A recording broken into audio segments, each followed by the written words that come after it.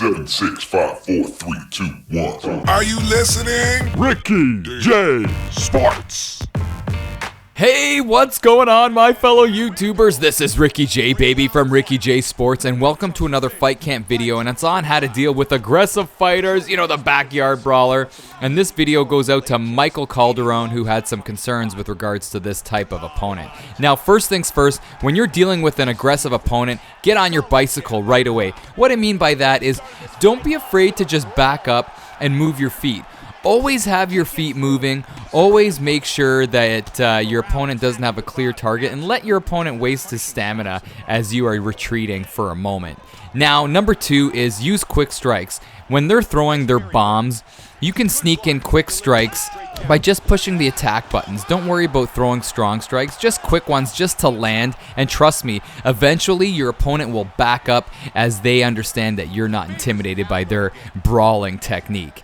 Now, number 3, I would say is, if you can, get the fight on the mat. You have to be very skilled when it comes to this game in all areas. Now, if you're really good on the mat, you can kind of stifle your opponent's brawling technique and change the game by slowing them down on the mat. As you see, I am slowing down my opponent. He was rushing at me like a bull in a china shop, and I managed to get him down on a knockdown, and now I'm on the mat working my magic, slowing him down, getting him tired. Man, they say in real life, when you're on the bottom, when you are in a fight, it is the most draining thing ever, even worse than being in a clinch. And right here, I am just inside saddle, got his back, and I'm softening him up with my strikes, and I feel like I can kind of breathe in this position. When you're on your feet, it could end at any moment, and when I feel like I'm in the grappling area, I can kind of breathe and kind of, you know, get my bearings as I'm kind of moving forward in the fight. And you see here, I'm going for a beautiful choke.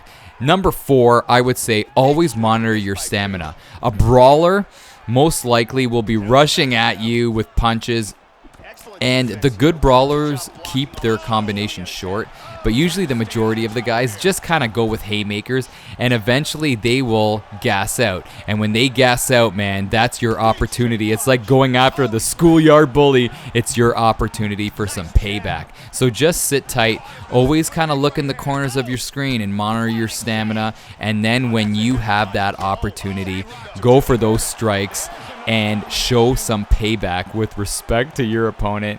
And I know you guys could do that. And this is later on in this fight, I just took him out with my versatile attack. I wasn't worried about his brawling technique, and I was patient and worked my areas, you know, strong strikes, move my feet, watch my stamina, took it to the mat, took it everywhere where I felt like it was advantageous for myself. Now, finally, the last point is, don't be intimidated by these guys, man. Come on, you're a tough guy. If you're playing UFC, EA Sports, you know deep down inside you're a tough guy. So don't be intimidated by these guys rushing at you, trying to kind of throw you off your game, trying to get that first round knockout.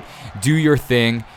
Be confident with your skills, and don't be scared, homie, right? Like exactly what Nate Diaz and Nick Diaz would say. Anyhow, people, don't be afraid of the brawler. Don't be afraid, because you're tougher than them. All right, people, this is Ricky J, baby, from Ricky J Sports, and you Are awesome.